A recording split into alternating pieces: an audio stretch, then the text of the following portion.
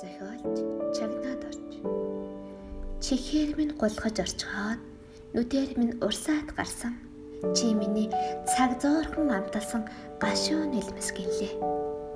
Чин сэтгэл өдөлжхөөд тархины торноос аргасан чи миний яалах донд цочоогүй шувуу юм гэлээ. Чимээгүй хэн батлаар халгачгаад зүүдний сүүдэрт ганцсан чи миний хайрын тамланд ургаагүй цэцэг юм гэлээ.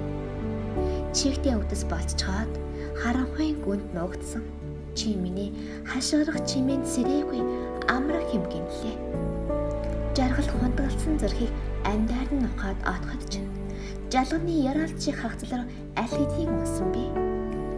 Амьдрал дуусахын цагт оршуулгын бүжгэн дайралт бол алга хонгор зүрхийг минь эргүүлээд харин өгч хөөрэй. Яваач нь би